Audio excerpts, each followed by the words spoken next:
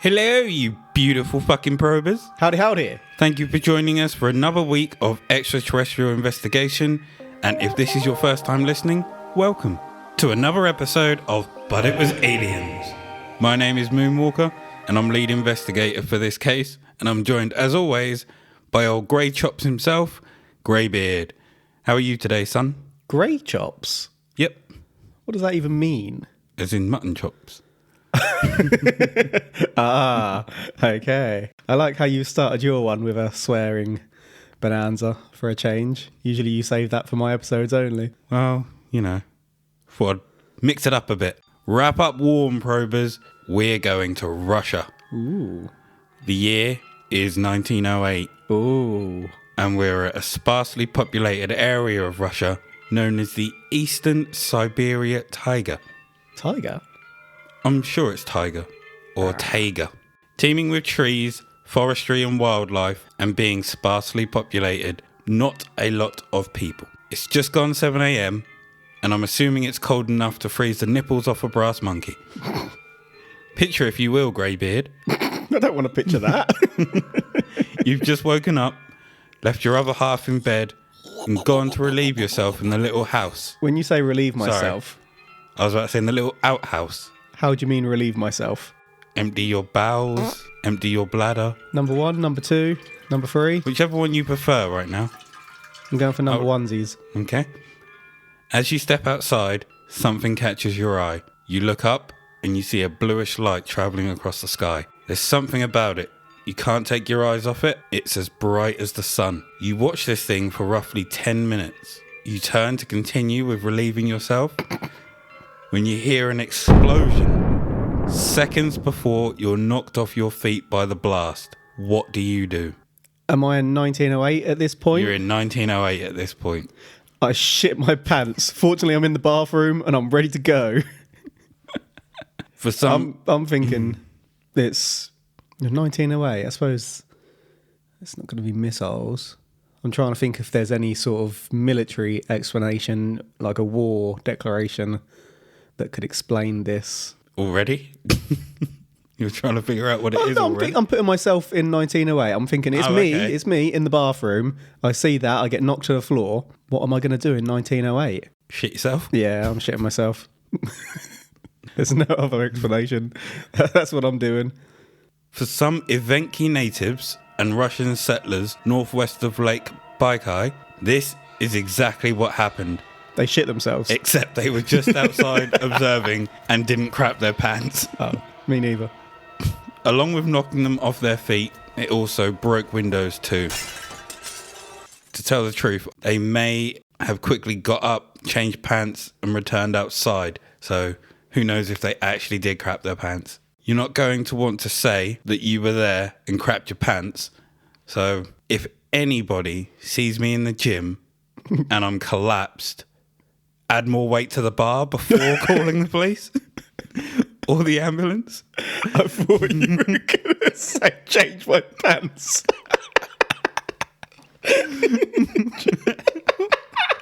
If it's an extra 2 minutes and I die, that's fine. Just change my pants. To be fair. If I was squatting, do that. I'd want the same thing. If I had a stroke or something and I crapped myself. Change my clothes. Yeah, just change my trousers before you call emergency services, or call them, but then change my clothes. Don't wait. I don't want to be on the newspapers with poop running down my leg or whatever. That would be funny. No. No, it wouldn't. Was this a civilized area? In terms... Were there lots of buildings? Was it like urban or was it rural? I would say probably not that many. Sparse, very few people. So I'd say they were probably living 1908 in like wooden huts at the time. So they're unlikely to have windows? Might have had windows. Who knows? I'm thinking, when I say wooden huts, I'm thinking of like small cabins. Yeah. So we've got a lot of witnesses, potentially. However many people were there. Sparsely populated. Well, I've made the assumption when you said Russian settlers that that's quite a lot, because you don't tend to get like one or two, you get several. I reckon you're going to have more than 20. Okay.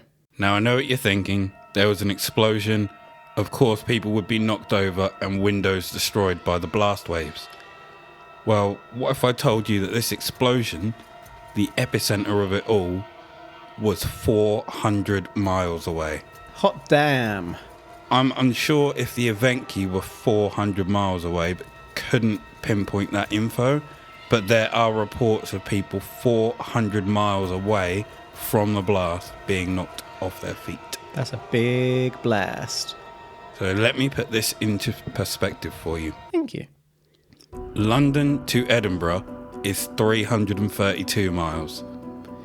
If this thing went off in Washington, D.C., you would feel the blast in these following cities: Columbus, Hartford, Boston, Albany, Providence, Ohio, Rhode Island, and possibly New Hampshire, South Carolina, Concord, and Columbia.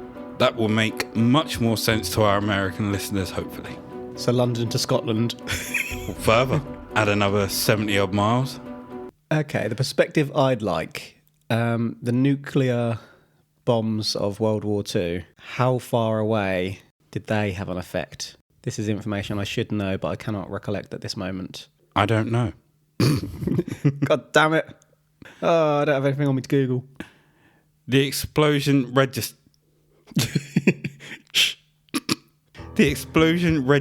at seismic stations in multiple parts of the world. The UK, Croatia, Germany, Denmark. I want to say Latvia.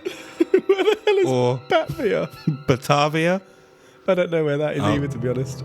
which was the capital of the Dutch East Indies, and it also registered in Washington, D.C. This is a big-ass blast in 1908. The blast itself produced 186 times. I'm going to repeat myself here for clarity. The blast itself produced at least 186 times more energy than Hiroshima. Hot damn. That's kind of what I was getting at a second ago. Thank you for that. You're welcome. Hot damn. The next few weeks, the night sky over Russia and Europe was so bright that you'd be able to read a book outside as if it was day. The night sky? Mm-hmm. What the hell? For a few weeks? Yep. What the hell? And also, this thing flattened 80 million trees. Yeah, but the sky was bright at night. What the hell? Here are some pictures of the destruction and what it looked like several years after. That's some destruction right there. Look, there's quite a few pictures. Yeah. Okay. So I'm looking at some pictures of basically what used to be a forest whereby the trees are now all laying horizontal and appear to have been stripped of leaves as well, possibly, though it could just be the time of year. And now I'm looking at an aerial shot from above in what I assume is more modern times, as the picture is colour, and there's just a big, massive circular clearing. It's hard to ascertain quite how large that clearing is. Yeah. Yeah, that's very difficult to make out, because the fact this thing registered 400 miles away, you'd assume that's a pretty large epicentre. Okay. Yeah, that's a nuclear bomb. Screw the Manhattan Project. Russia sorted this shit. Well, I don't want to say sorted, actually. It's not the best creation we've ever made, is it? Russia made this shit in 1908. So what I'm about to tell you is an eyewitness account taken from the Siberian Life newspaper, courtesy of Wikipedia. Nice. The peasants saw to the northwest rather high above the horizon some strange, bright, bluish-white heavenly body. Okay. Which for 10 minutes moved downwards. The body appeared as a pipe, i.e. a cylinder. The sky was cloudless, only a small dark cloud was observed in the general direction of the bright body. It was hot and dry. As the body neared the ground, the bright body seemed to smudge and then turned into a giant billow of black smoke, and a loud knocking, which wasn't thunder, was heard as if large stones were falling, or artillery was fired. All buildings shook. At the same time, the clouds began emitting flames of uncertain shapes, and that is taken from an eyewitness account. Must have been more than 400 miles away, otherwise their ass would be toast. Wouldn't you agree that cigars are also cylinder-shaped? I would. So is Oumuamua. Remember that? I do indeed. Yeah. And so are caterpillars. And Giant caterpillar. If a caterpillar was giant, that would be scary as shit. indeed it would. And within another probe, didn't we touch on the fact that cigar-shaped UFOs may in fact be motherships? We may have. Consider the size of the blast and damage caused. Could it be possible that a mothership crash landed? Could it be possible? Yes. However, the fact that this thing has blown up potentially in the atmosphere by the sounds of it, so there was a big boom and then lots of knocking was heard as if large stones were falling. I'm suggesting that ain't a crash. That mother cracker has flown to the earth without realising that the earth has an atmosphere and they've burnt their shit up. Possible. It wasn't until 1921 that an investigation was conducted. That's whoa. That's 13 years later. Mainly due to the fact that being such a desolate place, it was hard to get to. But people saw it, supposedly. Did indeed. Or did they? A survey was conducted for the Soviet Academy of Sciences And our survey says? by Russian mineralogist, is that Leonard or Leonid? I'm guessing I should really look this shit up before Leonid sounds correct. I'm going to call him Leonard. Sorry, Leonard, but you're Leonard now. So Leonard Kulik. I'd have just called him Mr. Kulik or Miss Kulik. Nah, I'd change their names. Do you? I give If I them can't names. pronounce it. I give them names if they don't have names. In terms of I cannot pronounce what that is, so I'm just going to call him Leonard. Not change them completely to his name was Kevin. And No, I never do that either. Kulik didn't go to the site, but spoke to locals. From these conversations, he concluded that it must have been caused by a meteorite impact. After getting the government to fund an expedition to the impact site in 1927, he finally made that trip. He hired Evenki hunters to help him get to the epicenter, and what he found once he got there surprised even him. Roughly 8 kilometers were trees scorched and branches ripped off, but what was different about these trees to the ones I showed you in the pictures is that these trees were upright.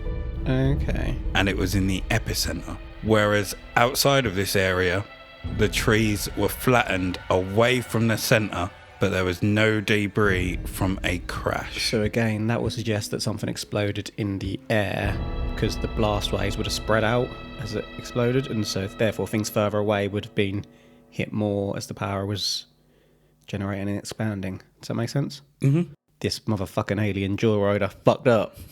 In the 60s, a shape was spotted within the area of destruction.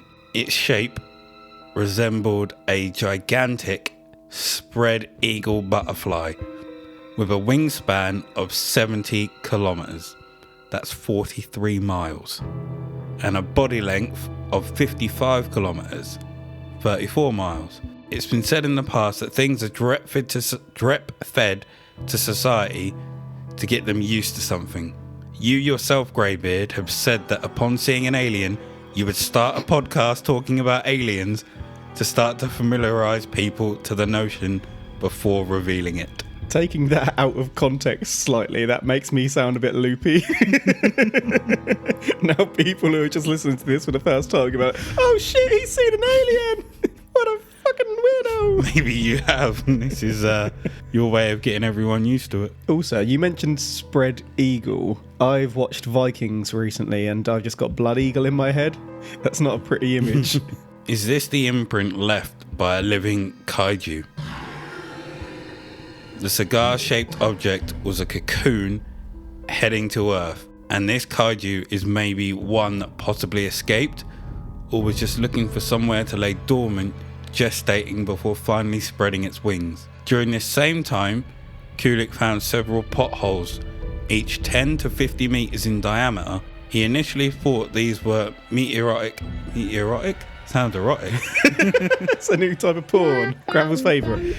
Meteoric craters, but he didn't have the means to investigate at the time. But could what have landed, made its way underground, and used these holes as air holes? Can I just ask, what was a kaiju again?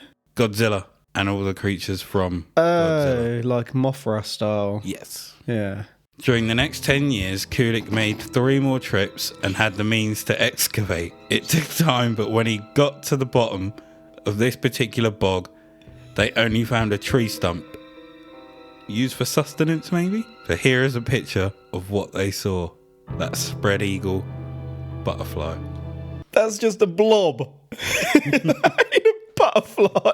It's literally a blob. It's a geographic survey Butterfly. blob. If that was a Pokemon, that would be Grimer. There's wings. There is not wings. If there's wings, then it's got There's an 1, 2, antenna. 3, 4, 5 wings. An antenna? Where the hell are you seeing an antenna? At the top, that looks like a horn, but it's an antenna. Okay, I literally can't describe this picture because it is quite literally a map with some swirls A outlined butterfly. in it. It looks nothing like a butterfly, I swear to you. It looks like someone has spilt some ice cream on the floor and it's melted. It's a butterfly. No, it's not. And I started laughing as you were talking a second ago because I was just putting that all together in my mind and trying to visualise the theory you're coming up with here. Basically, Mothra shot in a tube to Earth. Cocoon. Shot in a cocoon, and then popped out. Basically, where the hell did Mothra come from? What if it wasn't Mothra? Would you like to scroll for me? Do you know, I was literally going to say Butterfree, but I went with Mothra because it's what we've been talking about, but I had Butterfree in my head the whole time. It looks nothing like Butterfree either. When I mentioned it looked like Grimer, because I was thinking Butterfree and it doesn't look like it. If you'd like to scroll again, What the hell is that? that's Mothra. Oh, is it? That's a pretty... Almost... Similar looking picture to the That's not what I was going to say. first one. I was going to say it's quite almost abstract. Like, it's hard to make out. It's got How are neon wings. How are you struggling to make that Oh, out? I can see it, don't get me wrong. Just it's... I can't think of the type of art that it is. It's almost like a charcoal-y image. I forget what they're called. No, it's really not. Look, you. Right, so you want me to believe I that... don't want you to believe. I want you to remember that it could be a possibility.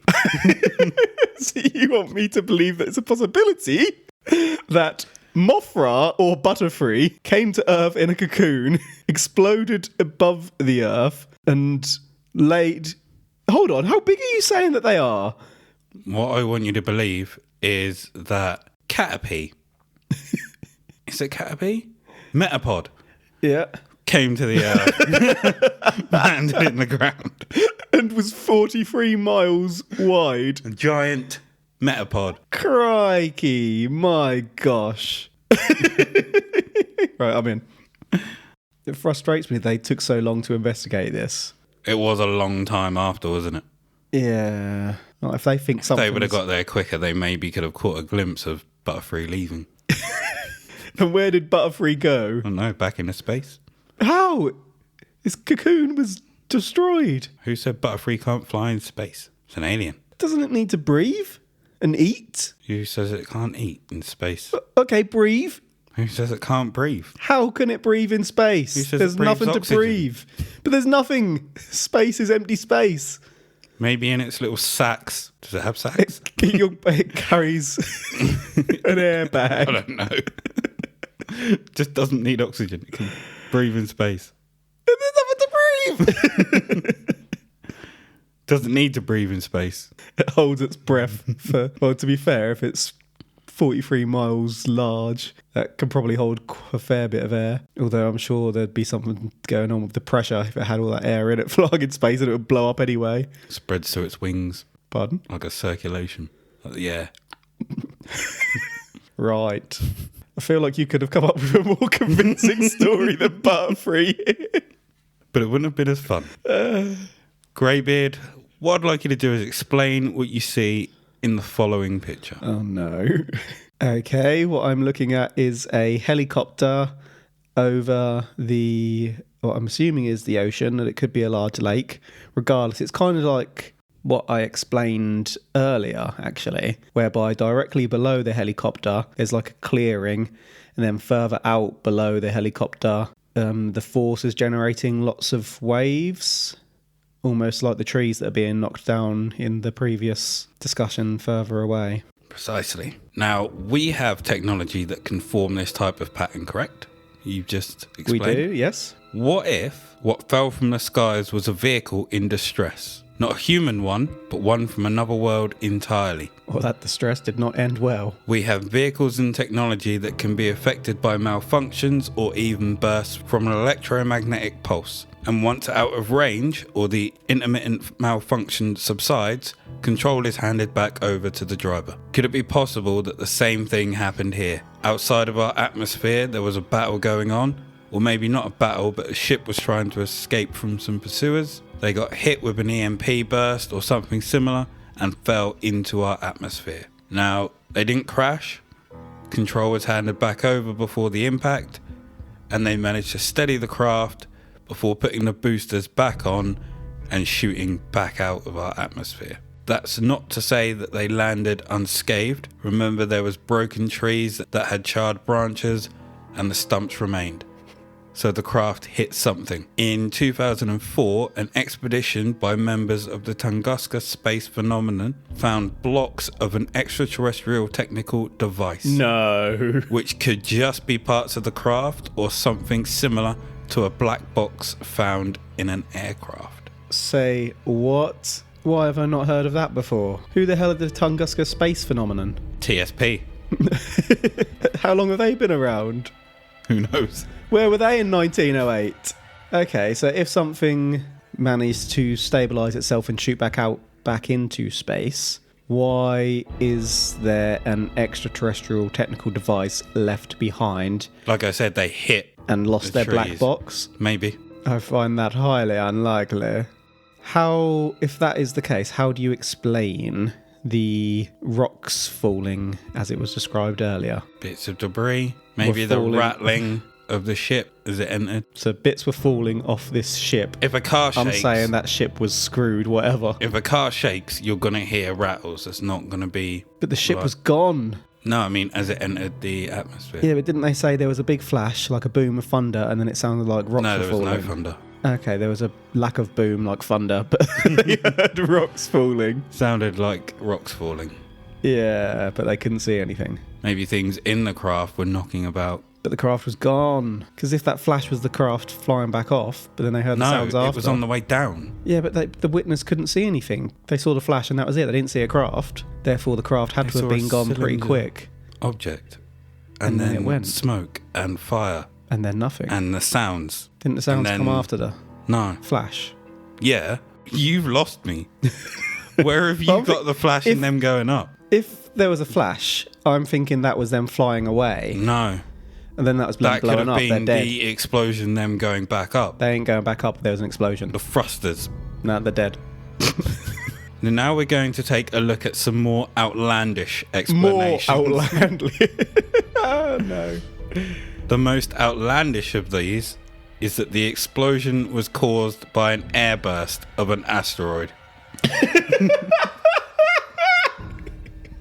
The most outlandish. Oh, you son of a bitch. 6 to 10 kilometers above the Earth's surface. Meteorites enter our atmosphere every day, but generally burn up or explode before they reach the ground due to ram pressure, which is the heat generated by the compression of air at the front, which is huge considering the speeds these things can reach up to. 160,000 miles per hour. That's 72 kilometers per second. Scientific estimations of the burst are around 10 to 30 megatons of TNT, and that's from an air burst. When I mentioned earlier that it was 186 times that of Hiroshima, it would seem that these were merely estimates, and that recent calculations that if this was a 15 megaton explosion, then it would have been 1,000 times that of Hiroshima, and would have mirrored the US Castle Bravo nuclear test from 1954, which measured 15.2 megatons, and 1/3 of the Soviet Union's Tsar bomber test in 1961. Nukes ain't fun, kids. Crikey. And below I have a picture of different nuke tests for you there, so you can see literally how crazy we are getting with nuclear bombs. Okay, and did you say how far it was up in the sky? When it exploded, or? Yeah. No, it doesn't say. Yeah, I'm just thinking that would be reverse, wouldn't it? If that happened in the sky, then it would shoot Down. Damn. You're trying to see that little bit in the picture. Yeah. It's the Red Bull. The man who sky jumped. Yeah, and the Tsar bomber reaches higher than that. I've never even heard of the Tsar bomber. Neither had I until this. Was that the biggest test ever done, or has there been bigger? I think it's the biggest test that's been done to date, but I think there's a Tsar bomber too. Okay. A red or something. But I think they literally have another. So the cloud of the Tsar bomber reached between 40 and 45,000 metres into the air. Mm-hmm. Therefore, this explosion in the sky in 1908 must have been about 45,000 metres plus to only knock down all the trees and whatnot, but not actually destroy them. Possible. Outlandish. With the technology that we have nowadays, it's noted that nuclear weapon-sized air bursts occur regularly outside of our atmosphere. Eugene Shoemaker. Shoemaker? I don't remember seeing the name Shoemaker, and I wonder if my laptop auto-corrected and I didn't realise. Mine does do that sometimes. I'm going to stick with Shoemaker. So, Eugene Shoemaker estimated, although I don't know when he did, that 20 kiloton events happen annually and Tunguska-sized events happen every 300 years. However, more recent research suggests that Tunguska-sized events happen every 1,000 years and a 5 kiloton event happens about once a year. The biggest to have been observed with modern technology was a 500 kiloton burst in 2013, which shattered windows and produced meteorites. The Tunguska one didn't produce meteorites. Just saying. Did it not? Is that not what the sound of those rocks could have been? Meteorites falling? They never found them. They found extraterrestrial tech. That could have just been a meteorite, couldn't it? Tech. Do we have any more information on that tech they found? No. Slight flaw there. So these things are semi-regular. Do we have evidence of any others that you know of? Not that I know of. Okay. So these 1,000-year events, are they all explosions in the atmosphere? Mm-hmm. Yeah, because then we get hit by proper ones every, few million years or something? Do you reckon it's possible that an extraterrestrial species is just peppering us for fun? They're like playing bowling. Possibly. Every now and then one gets a strike. Space alley and it just like... when it goes out of bounds, that's what's hitting us. Hey, I'm going to hit the Earth, guy! A British astronomer by the name of F.J.W. Whipple Mr. Whipple made the suggestion that it was a comet which had caused the destruction. See? These are so outlandish. Composed of dust, water, ice and frozen gases, it suggested that it made impact, but because of what it's composed of, it vaporized upon entering our atmosphere. This became a general consensus among the investigators by 1960. However, this theory was criticised in 1983 by an astronomer, Zdeněk Štěpánek, when he explained that a comet travelling through the atmosphere should have evaporated along a shallow trajectory, but it didn't. It remained intact into the lower atmosphere. It was further helped by a study in 2001 that concluded that it was more likely that this was an asteroid with a stony body or at least the penetrating part of this body was stone-like in nature, which allowed it to stay intact into our atmosphere. However, if that was the case, there should have been a crater at the impact site, but we have none. But then a stone could have blown up in the sky, couldn't it? Or a cocoon could have burrowed in the ground. Wasn't Mothra. February 13th, 2013, a similar event occurred in Russia. An asteroid measuring around 17 to 20 meters across and weighing roughly 11,000 tons exploded, causing a small airburst with an energy release of around 500 kilotons. This event inflicted over 1,200 injuries, most of which resulted from shattered glass from windows. I remember reading about that in the news, actually. Why is it always Russia getting peppered? I know, right? Is it something to do with the fact that they're a large landmass and the angle at which they're situated? I don't know. Not a clue. Just thinking like, I suppose it wouldn't make a difference with an asteroid. I was thinking of the magnetosphere. So this has happened again.